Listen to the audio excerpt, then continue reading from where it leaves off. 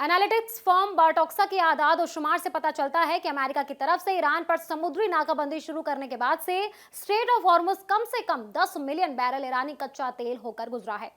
Report के मुताबिक ये तेल 13 अप्रैल से 21 अप्रैल के बीच 6 टैंकरों के जरिए ले जाया गया था। ये सब अमेरिकी सरकार के उस ऐलान के बावजूद हुआ जिसमें उसने IRGC के जरिए स्ट्रेट ऑफ हॉर्मुज को बंद करने के जवाब में ईरानी बंदरगाहों पर नाकाबंदी लगाने और जहाजों की आवाजाही रोकने की बात की थी। वॉट्रेक्सा के आदाद और शुमार से पता चलता है कि ईरानी बंदरगाहों के पास नाकाबंदी पूरी तरह से लागू नहीं की जा रही है।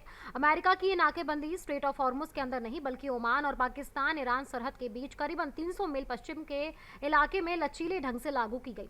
हालांकि रिपोर्ट में यह भी बताया गया कि पाबंदी लागू होने के बाद से स्ट्रेट ऑफ हॉर्मुज में ईरान से जुड़े तेल टैंकरों की आवाजाही में कमी आई है। इस दौरान टैंकरों की तादाद घटकर हर रोज 1 या 2 रह गई, जबकि इससे पहले रोजाना 2 से 3 टैंकर आते थे। अमेरिकी फौज ने यह भी कहा कि नाकाबंदी शुरू होने के बाद से उसने 29 जहाजों को उनकी मंजिलों पर वापस लौटने के लिए मजबूर किया। अमेरिकी समुद्री नाकेबंदी के बावजूद ईरानी तेल टैंकर आते जाते रहे हैं, लेकिन हाल के दिनों में IRGC ने दूसरे मुल्कों के मालवाहक जहाजों और तेल टैंकरों पर गोलीबारी की है।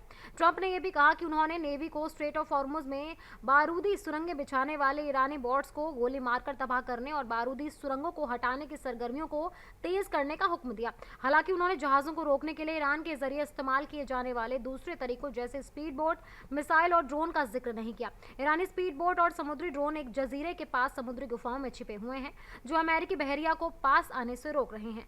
ईरान की पार्लियामेंट के नायब सदर हामिद रेजा हाजी बबाई ने कहा कि स्ट्रेट ऑफ हॉर्मुज का इस्तेमाल करने वाले जहाजों से ईरान के जरिए वसूले जा रहे टोल से हासिल पहली आमदनी रिजर्व बैंक में मुंतकिल कर दी गई है। तेहरान का कहना है कि वो स्ट्रेट ऑफ हॉर्मुज को खोलने पर बात नहीं करेगा जब तक कि अमेरिका ईरान के जहाजों पर लगाई गई नाकेबंदी को नहीं हटा लेता।